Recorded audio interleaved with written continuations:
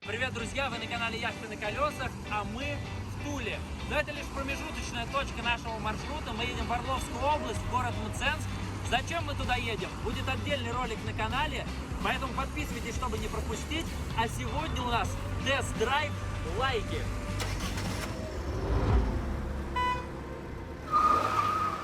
Ну а любое путешествие начинается не с дороги, оно начинается со сборов. Поэтому переносимся на день раньше и идем в магазин за продуктами. Я тут подумал, что никогда не будет лишним посоветоваться с более опытным караванером. Что взять в дорогу по еде можно? Какие-нибудь советы от тебя захотелось? Слушай, вообще, когда ты дома ешь, то самое. Ну что вот так компактно? Там просто холодильник может когда как холодить, что-то такое. Нет, машина новая, там все должно хватить. Ну, просто если у тебя есть там желание готовить, ты можешь взять то, что ты хочешь приготовить. Если нет желания, то там, колбаса, яйца, сыр, хлеб. Короче, думаю, что с домашними привычками нормальными будет хорошо. Ну, короче, будем питаться как дома.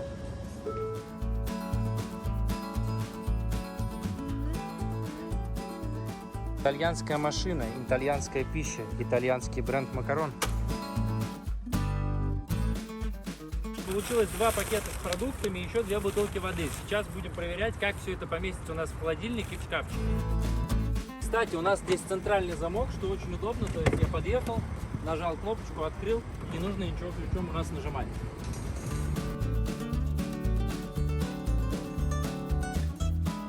Воду кладу на нижнюю полку, точнее прямо на пол, потому что полочки у нас, конечно, рассчитаны где-то на 15 килограмм, но на ходу, на кочках, когда машина подпрыгивает, может легко проломить эти бутылки, могут эти полки. Холодильник у нас Тедфорд, работает от газа и электричества 220-12 вольт, но я включаю сейчас газ, потому что мы в дороге пока 12 вольт, чтобы не сажать аккумулятор. 113 литров объем холодильника, у нас получилось 2 пакета, сейчас будем пробовать, как все это сюда влезет.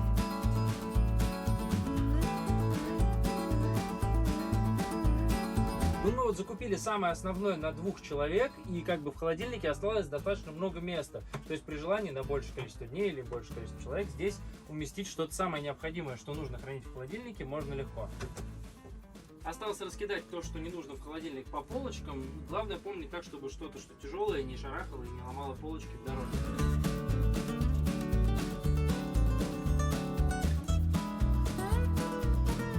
Закупились, собрались, и сейчас хочу вас кое с кем познакомить. Это Вова Синица, оператор этого канала. Ролики, которые вы смотрите, в основном сняты его руками. Когда-то я начинал работать на канале как оператор, мы снимали с Сашей Епифанцевым, а сейчас вот и Вова появился в кадре. Попробуем этот тест-драйв сделать с ним вместе. А сейчас мы ложимся спать и с утра в дорогу.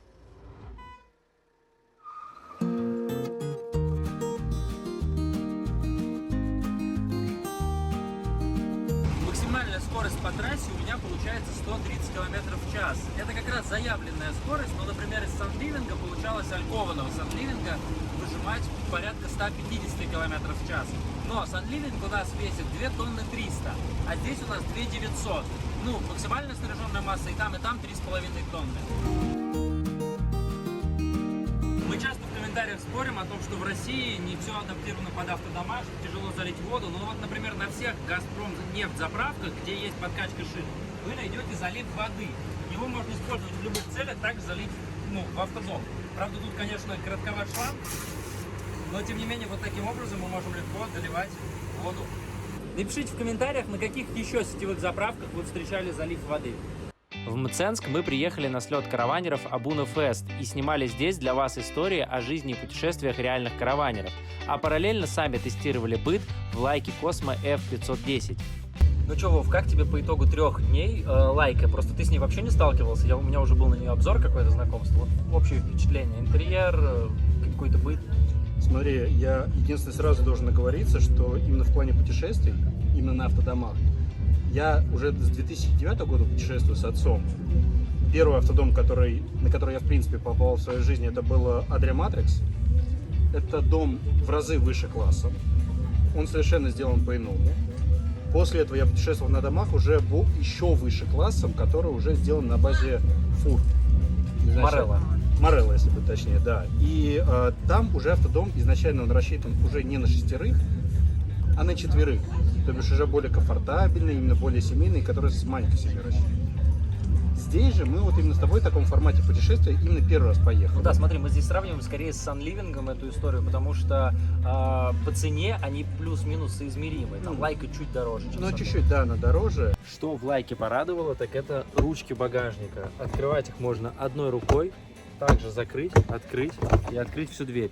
Ну и дверь багажника у нас огромная, а вторая чуть поменьше, потому что по низу есть бортик.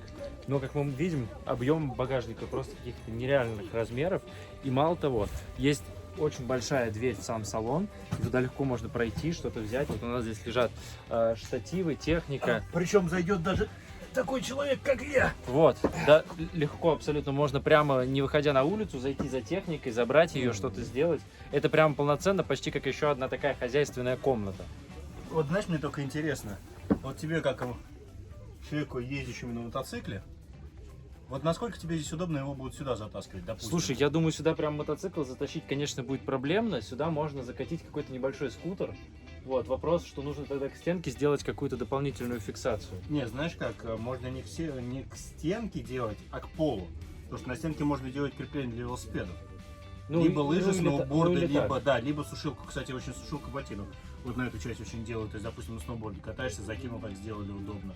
Сюда сделать полозья, то есть, допустим, закатывать. Понимаешь, у тебя же закатывать какие варианты? Ну, большинство же с этим не могут сделать нормально, поэтому делают полозья выдвижные. Да. Ты на нем закатил, посередине поставил, а всю эргономику делаешь сбоку. Ну, тут, короче, дверь, этот проем достаточно большой, но я не знаю, этот вопрос, конечно, самого мотоцикла. Пройдет он чисто в проем или нет. Концепция алькова, мне она очень близка. Да, несмотря на парусность, несмотря на больший расход, на менее комфортную езду в плане больших скоростей, то есть все, что больше 100 километров. Ну, то есть ты вышел на круиз и пошел. Она менее удобна. Но у меня появилось, что поскольку я всегда, естественно, отец ездит в капитанской каюте сзади, я привык либо спать на опускаемой кровати, как у Матрикса, либо в альковых, именно как раз так, как здесь сделано. Но, несмотря на то, что Морелло, огромный автодом, большой альков, но здесь альков гораздо больше. Это самый большой альков, в принципе, который я видел. То есть вот именно я достаточно человек не маленькой комплекции, но по моим ощущениям, таких как я, там даже 3 человека спокойно может разложиться. У меня вопрос у тебя. Как вот тебе задняя кровать, то, что она очень сильно поднята благодаря большому багажнику? Слушай, меня, честно говоря, особо не смутило. Там сесть прямо, вот как-то расположиться не то чтобы удобно, но это вопрос, если кому-то тяжело спускаться с высокой кровати, то такой формат планировки не очень подойдет. Но мне нравится, что большой багажник. Меня вообще не смутила кровать, очень удобно, мне сзади спать понравилось. Классная подсветка, USB-розетки есть 2, чтобы телефон заряжать, наушники, какие-то вещи. Наверху над ними полочка. И они так расположены, что у меня даже USB дотянулся в багажник, провалившись в щель. Ну, то есть, гипотетически с этого USB даже в багажнике может что-то зарядить, хотя в багажнике есть отдельная розетка и 12 вольт, 220, то есть под всякие электросамокаты тоже как бы абсолютно нормальный багажник. Как посоветовал Саша Епифанцев, жить будем так, как живем дома, поэтому будем делать красивую, вкусную еду, а не какой-то походный доширак. Попробуем сделать брускетки с рыбой в походных, так сказать, условиях в автодоме. Тостера у нас, к сожалению, нет с собой, и штатно в автодоме вы встретите их только в очень каких-то дорогих, поэтому будем хлебушек сейчас обжаривать на сковородке. Нам очень повезло с подключением питчу, так сказать, у нас рядом вода, но это не всегда так, поэтому воду в автодоме лучше всегда экономить. У нас, к счастью, здесь есть электричество, поэтому мы взяли с собой электрический чайник, и чтобы лишнего не тратить газ, сразу вскипятили воду в чайнике и на плите просто подогреем ее. Это просто такая вот находка, чтобы как бы экономить газ, потому что от газа у нас работает нагрев горячей воды, воду горячую в душе мы никак по-другому не нагреем. Плюс, если станет прохладно, печка у нас тоже будет работать от газа.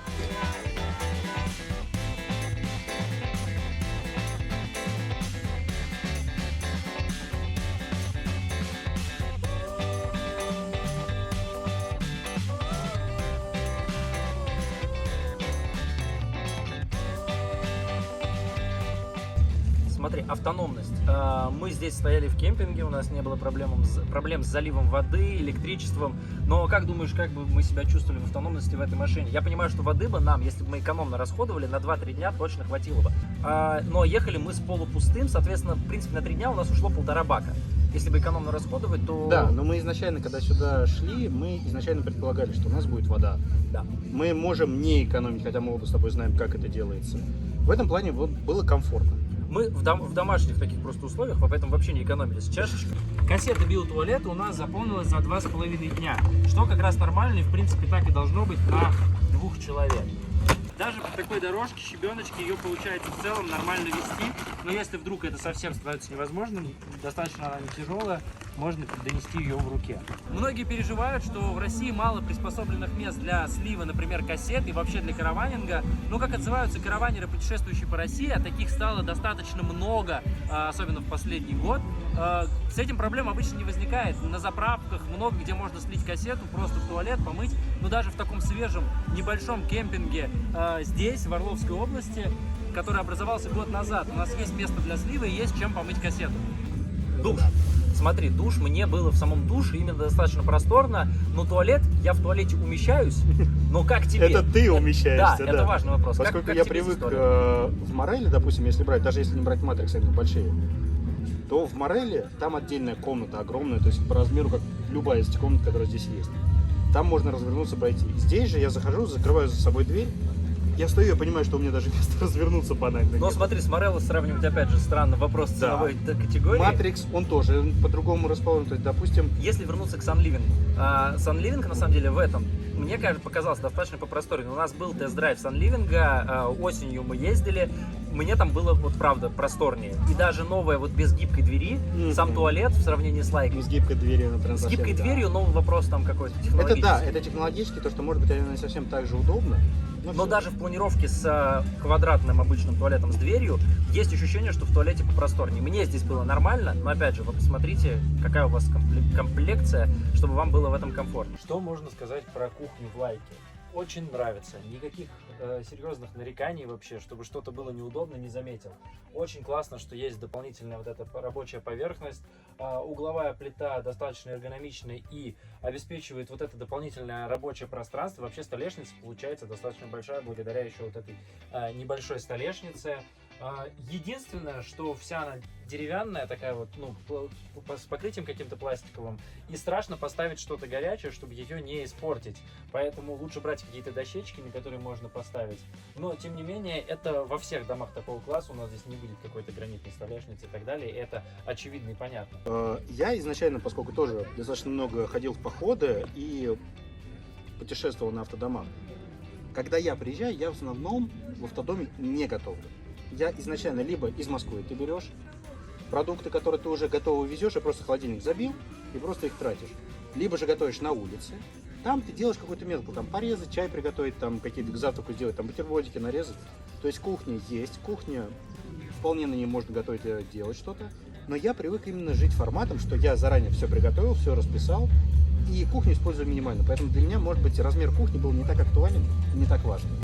Продукты на третий день заканчиваются. Подожди, стой. Слушай, ты знаешь, мы еще вот с тобой сидели, сейчас обсуждали один вопрос, с которым мы столкнулись, под названием самострой. Многие у нас же в России говорят... Изыди. Нет, Изыди. теперь стой. Смотри, вопрос о том, что есть много людей, которые здесь приехали, которые делали автодома сами, полностью с нуля собирали, либо что-то переделали. Здесь же вопрос такой, о том, что когда ты делаешь самострой, если ты действительно именно болеешь тематикой автомобилей, можешь сам собрать, тебе это интересная тема. Но большинство людей хотят купить что-то готовое. Банально, когда ты делаешь самострой, тебе нужно оформлять самому кучу документов, кучу каких-то еще вещей делать. Тут я, знаешь, что думаю? Тут вопрос подхода. Если ты хочешь сэкономить, то самострой — это не твоя история. Самострой — это про то, когда у тебя есть четкая концепция и понимание того, что ты хочешь, когда ты попробовал и это понял, и когда у тебя руки из правильного места. Это не будет дешевле, если ты сделаешь это хорошо. Но это будет просто дешевле, под тебя. Ну, допустим, вспомни тот автодом, который... Я понял, тебе эта тема очень не близка, но все же.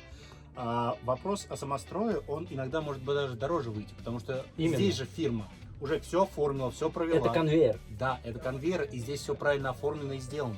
допустим, а самострой тебе надо самому все оформлять, самому все делать. И вот мне интересно, что у нас подписчики наши думают об этой теме. Что вы думаете об этой теме? Вот ты покупаешь автодом, ты вкладываешь очень немаленькие деньги. И вкладывая эти деньги, ну, большинство людей, покупая дорогие автомобили, думают, все, я купил автомобиль, в нем больше ничего не нужно делать. Но, как мы прошлись и с тобой уже неоднократно слышали, люди все равно модифицируют, все равно подстраивают. Все, любого уровня. Да. Банально мусорка. Мусорное ведро. Хочу отметить, что оно есть на двери в Лайке и достаточно хорошее. Оно не гремит в дороге. И это на самом деле не часто встретится в домах подобного класса. Но в процессе эксплуатации мы пришли к тому, что использовать его не всегда удобно. У нас большую часть времени открыта дверь, закрыта москитная сетка. И таким образом получить доступ к мусорному ведру нам просто неудобно в быту.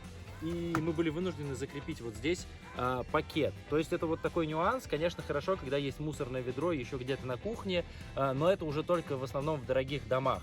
Поэтому, если едете, имейте в виду, что вам может понадобиться в таком формате пакет.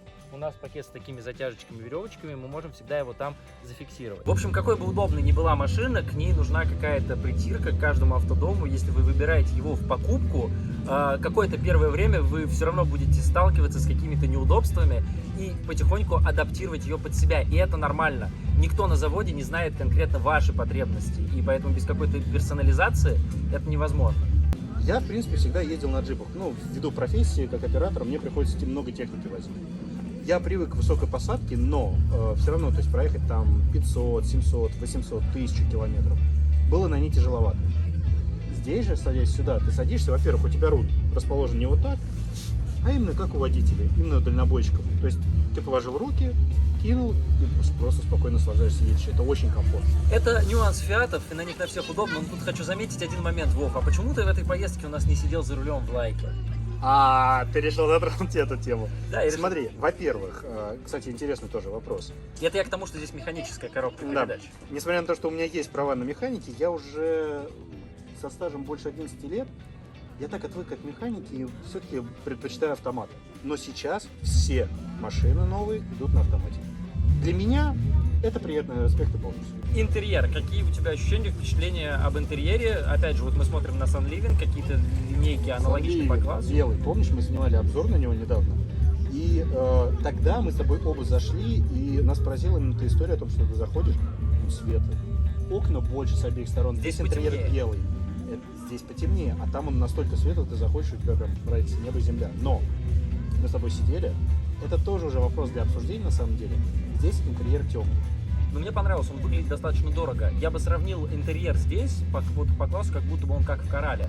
То есть, при том, что Да, она похоже. сильно подешевле Коралла, она... Ну нет, она визуально, ты знаешь, вот именно если ставить рядом Sunliving и Лайку, честно, Лайка выглядит сильно дороже своей цены. Сильно. Лайка выглядит именно на уровне с Кораллом, скорее по своему внутреннему интерьеру. Шторки очень порадовали, они двигаются просто по карнизу, закрыли, липучкой зафиксировали, сложили также липучкой, легко зафиксировали в сложном состоянии. Никаких проблем, кнопок.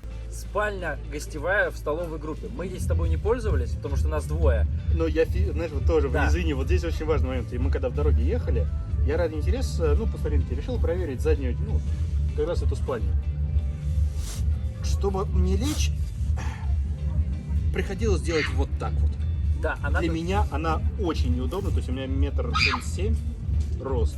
И это очень некомфортно, это очень маленькое пространство. Да, надо заметить, что здесь в Лайке действительно вот эта гостевая спальня в столовой достаточно короткая. И вот, например, в Sunliving аналогичном, алькованном, Да, она приятно, попросторнее. да. Там 1,82 м где-то, и лежать Но с это, ростом правда, до еще не 1,80 м. забываю размер подушек. Ну, который мы всё-таки убираем удобно, подушки, кладем, и там получается как будто поровнее. Особенно, когда в новом Sunliving сделали вот эту откидывающую подушки, которая делает ровную Да, поверхность. да. Прям хорошая гостевая вот эта.